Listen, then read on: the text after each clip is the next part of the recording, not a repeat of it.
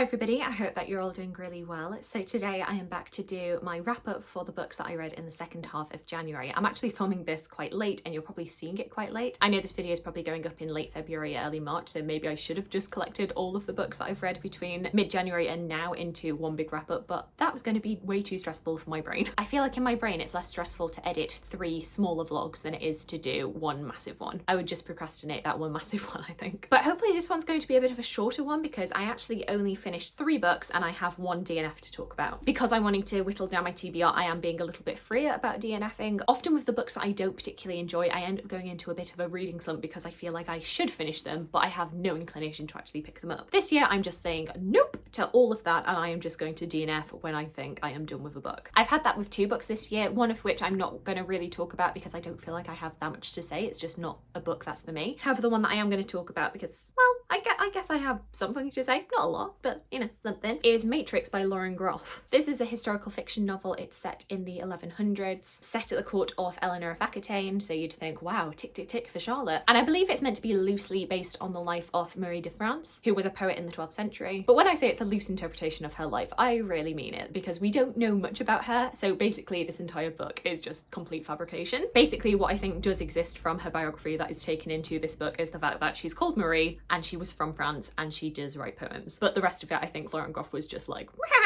And this is a historical fiction book that has had so much praise and recognition. I haven't seen a single bad thing about it, but I could not get into this book at all. Lauren Groff spends the first like 20 pages building out her heroine, and basically she is like the biggest not like other girls character that I've read about in quite a while. And not just kind of like she's not like other girls, she's not like medieval girls TM. Lauren Groff goes out of her way to describe her as being tall and not beautiful, and that's why everybody ridicules her. She's basically Brienne of Tarth but without the armour, and how Queen Eleanor exiles her one day to a nunnery and she becomes the abbess of this nunnery. And because apparently Marie is the only person who has any sort of intelligence in this book, she kind of is able to turn this abbey around, get their finances in order, because apparently none of the other women in this could work that out. But of course our heroine Marie could. She basically spends the first chapter listing all of the ways that Marie is not like other people in the medieval times. She's not beautiful, she's not graceful, she doesn't believe in God, not like all of those other silly women, of course not. How are you, a modern reader, going to relate to this medieval woman if she believes in God? No, she absolutely can't do that. And when it wasn't doing that, I just found it incredibly boring. This book, the way that people had pitched it, made it seem like it was going to be this super feminist, like it's all about female love, it's about female empowerment, and I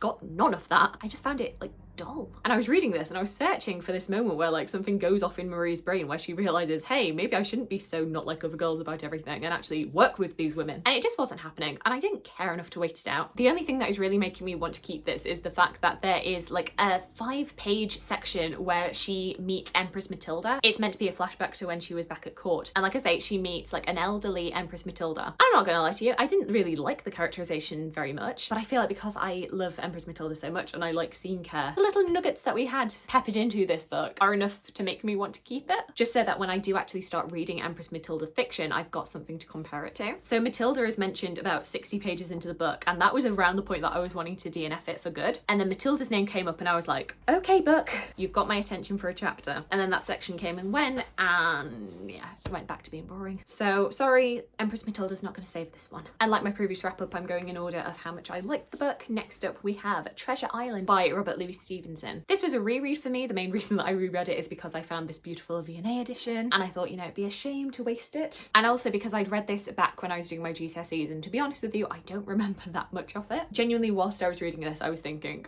wait, did I actually read this? Or did I just kind of skim it and said that I read it? Maybe? Please don't take my A-star away from me.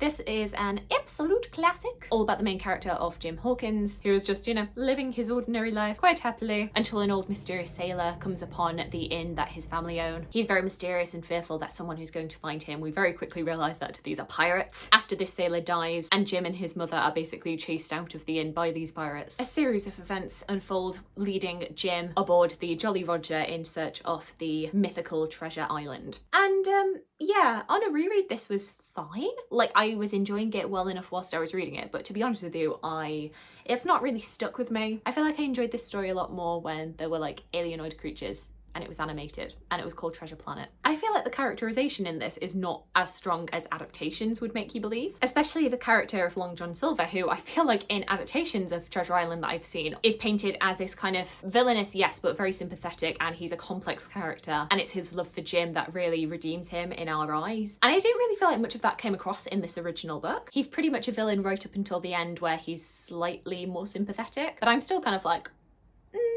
I didn't feel the bond between him and Jim, which I see in adaptations. Yeah, I don't know. And I'm also not a massive like adventure girl. So, you know, I'm glad to have this, and I'm glad to have this beautiful V&A edition, but maybe not one that I'm going to return to unless I have kids. A classic that I am absolutely going to return to if I have children is Anne of Green Gables by L.M. Montgomery. Can you believe that I am 26, almost 27 years old, and I have never read Anne of Green Gables before? And I genuinely was going to go through the rest of my life not reading it, to be honest. This, for my friend Rachel, is one of, if not her favourite book of all time, and she's been singing its praises for ages, and I thought, yeah, that's nice, but I'm probably never going to read it, to be honest. Mainly because I knew that the setting for this was quite rural, and I don't know, something about like countryside narratives just never appeals to me. I'm much more of a city girl when it comes to my fiction. I thought this was going to be like way too twee. I often see Anne of Green Gables on lots of like cottagecore inspo boards, and I'm not going to lie to you friends, I am not a cottagecore girl. I am not to be trusted with your plants. However, I had just bought my beautiful editions of Treasure Island and Peter Pan in the V&A editions, and then I saw this in a charity shop, same edition, and I just looked at it and I thought, well, if not now, when? And I started reading it, and honestly I can't remember the last time I was so charmed by a main character, and Shirley is one of my new favourite characters now. So we open Anne of Green Gables with Matthew and Marilla Cuthbert, who are siblings who live on this farm, and they've intended that they are going to adopt a young boy to help Matthew out in the farm. They've basically asked a family friend if they can go out to one of the local orphanages or institutions and bring one of the boys back. Everybody is telling them that this is a terrible idea. Like, you can't just adopt a boy, you don't know where he's come from. And Matthew like saddles up his wagon and his horse, goes over to the train station, and he does not find a boy waiting for him, but a little girl with red hair. There has clearly been a bit of miscommunication here. And this little girl, Anne Shirley, is so sweet and bright and precocious. She's very chatty and very imaginative, and she basically talks his ear off the whole way back to his farm. All the while, he is slowly becoming more charmed by her, but also thinking, oh god, Marilla is not going to be happy. And he doesn't have the heart to break it to Anne that she's probably going to be sent back because they don't want a little girl, they want a boy. But slowly, over the course of a few chapters, Matthew and Marilla decide that they are going to keep Anne on a trial basis. They seem to be somehow taken in by her and her imagination, even though Marilla especially is very no-nonsense and hopes that she's going to drill some sense into Anne. And it's just this lovely story about this found family and Anne like integrating into the neighbourhood and making friends and just growing up and being like a smart, intelligent, wonderful woman. And it's so great and wonderful. But I do have a bone to pick with all of you Anne of Green Gables fans. Nobody told me about what happens in the end, and it broke my little heart into teeny tiny pieces. So yeah, I've now got a new favourite classic. And I have since read the second and third book in this series, and I've picked up 4, 5 and 6, so a bit of binging of this series is going to be happening. And if you've never picked this up before, I heartily recommend that you do. It is not a book that has a lot going on plot-wise, and it's all very much contained in this little town, but it's just like the everyday goings-on, and what propels you are these fantastic characters who are just so charming, so likeable, and people that you can definitely recognise in your own life. It's just so sweet! On a very different tact, the last book that I'm going to talk to you about today is This Much Is True by Miriam Margolyes. This is Miriam Margolyes' memoir, which she wrote to coincide with her 80th birthday, and this is another book that is delightful, though in a slightly different way to Anne of Green Gables. Miriam Margolyes has been in a bunch of different films, probably ones that might be very memorable to people around my age is as Professor Sprout in Harry Potter. She's the nurse in Romeo and Juliet. She plays Mother Mildred in Call the Midwife. She plays Aunt Sponge in James and the Giant Peach. Also, another children's thing that she was in, which I did know prior to reading this, but I feel like other people might not know,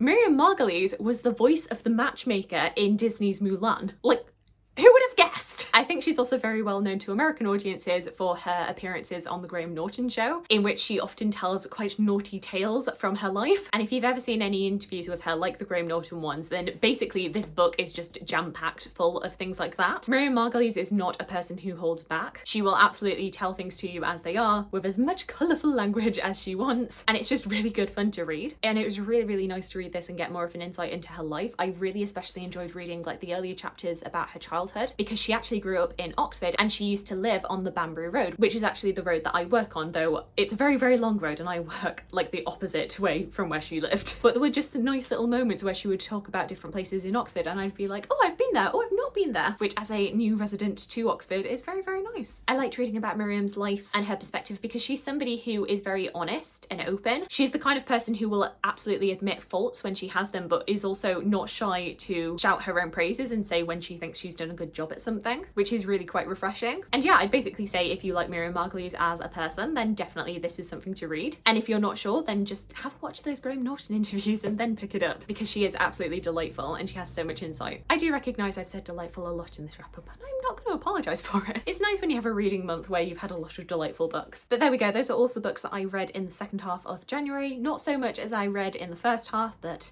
we can't win them all. I definitely have more books to update you on for February. Do let me know if you've read any of the books that I've spoken about today. I'm sure there are going to be people who have very differing opinions on Matrix, for example, but I'd love to hear anything that you have to say. Alternatively, let me know about any other books that you've been reading. I'd love to hear from you. I hope you're having a fantastic, fantastic day and I look forward to talking to you again soon. Thanks.